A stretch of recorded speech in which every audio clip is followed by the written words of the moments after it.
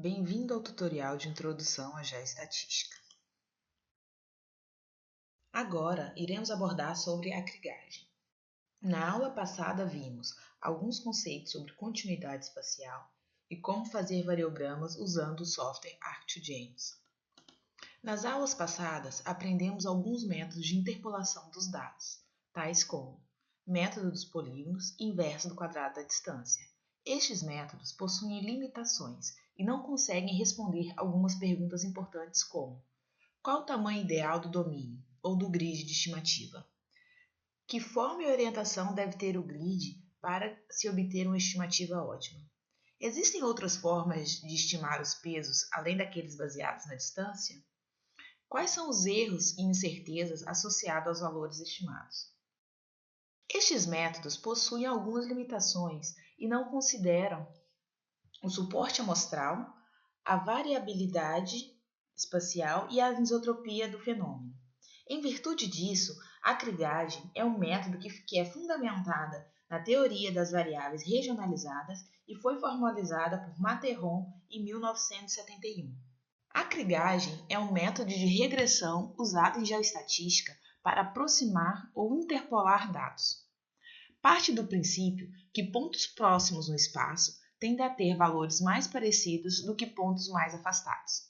A técnica de krigagem assume que os dados escolhidos de uma determinada população se encontram relacionados no espaço. Os principais tipos de krigagem estão descritos sucintamente a seguir. Krigagem simples. A média local é conhecida e constante dentro da área de estudo A. Krigagem ordinária. A estacionalidade da média é limitada à vizinhança local e invariante nessa vizinhança, porém desconhecida. E cokrigagem. É uma extensão da krigagem simples ou ordinária em que duas ou mais variáveis são espacialmente dependentes. Maiores informações poderão ser verificadas na bibliografia Isaac Srivastawa e Guva Hertz. Neste tutorial, iremos realizar somente a krigagem ordinária no software ArcGIS. Para isso, precisaremos criar um grid, inserir um modelo de variograma direcional com as direções de azimuth de maior e menor continuidade encontrados no vídeo anterior. Será necessário um novo grid para realizar a estimativa por krigagem. Para isso, vamos no New Cartesian Grid e Create a New Cartesian Grid. É recomendado que as dimensões do grid tenham 1/4 da malha amostral. No depósito a ser estudado, em 2D, a variável cobre possui aproximadamente malha regular de 20 em 20 metros. Portanto, o tamanho das células do grid terá dimensões de 5 por 5 metros. O procedimento para calcular o tamanho das células será: inicialmente, devemos calcular a dimensão do depósito a partir da diferença entre os valores máximo e mínimos das coordenadas x e y. Para a coordenada x, o ponto máximo de coordenada é 251 e o mínimo é 8 metros. Assim, temos em x a extensão de 243 metros. Para a coordenada y, o ponto máximo é 291 e o mínimo 8. Logo, temos 283 metros. Para garantirmos que o grid irá abranger toda a área do depósito, consideraremos 260 metros para a coordenada x e 300 metros para a coordenada y. O tamanho da célula a ser escolhido será calculado pela divisão entre o tamanho do depósito pelo tamanho da célula do grid da estimativa. Para o eixo x, teremos 52 blocos ou células, que corresponde a 260 dividido por 5, que é o tamanho do bloco. Para o eixo y, teremos 60 blocos, que corresponde a 300 metros dividido por 5, que é a dimensão do grid para o eixo y.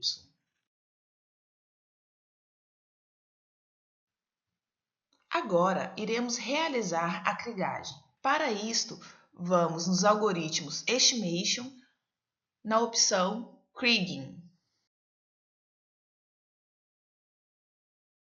Inicialmente, selecionamos o grid para a krigagem, no exemplo 5 por 5 metros. Selecionamos um nome para a variável a ser estudada, no caso cobre. Aqui Aqui, escolhemos a variável que será analisada. No caso, selecionaremos a variável que iremos estimar, no caso, cobre.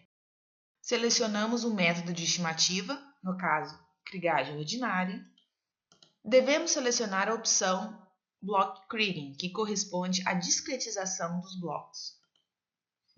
No caso, selecione a discretização dos blocos nas direções X e Y, já que o banco de dados é em 2D. Selecione o número máximo e mínimo de amostras a serem utilizadas.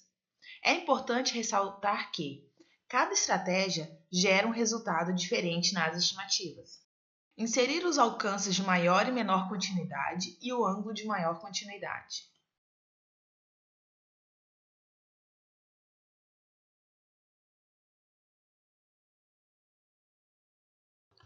Para melhorar os resultados da estimativa, a opção Advanced Search Option pode ser utilizada.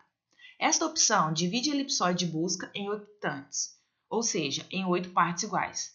Podemos escolher o número de amostras por octante vazio, o número de amostras por octante e o número máximo de amostras por octante. Agora, na aba Variogram, inserimos um modelo de variograma na direção de maior continuidade a partir dos arquivos salvos ou também podem ser inseridos manualmente.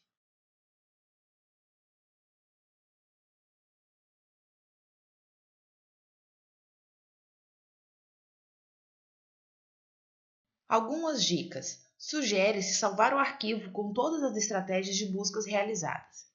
É importante organizar bem o nome dos arquivos para os parâmetros utilizados, para não confundir os resultados com as estratégias utilizadas. Clique em Run. Na barra Options, podemos selecionar algumas informações que podem ser utilizadas para validar as estimativas realizadas. Variância da cribagem, número de amostra, distância média entre as amostras e soma dos pesos. Essas ferramentas serão úteis no próximo vídeo, no qual será abordado a validação do modelo estimado. E clique em Run. No grid de estimativa, podemos visualizar o mapa da estimativa e verificar o sumário estatístico das estimativas.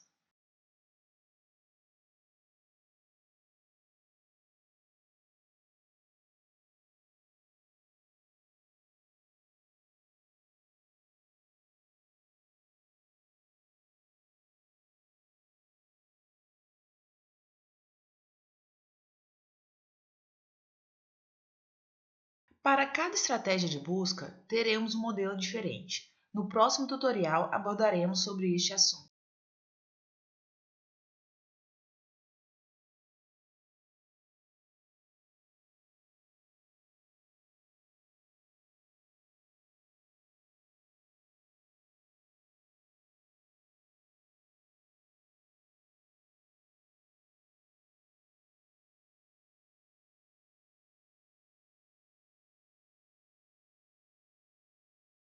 Obrigada pela atenção, nos vemos nos próximos vídeos.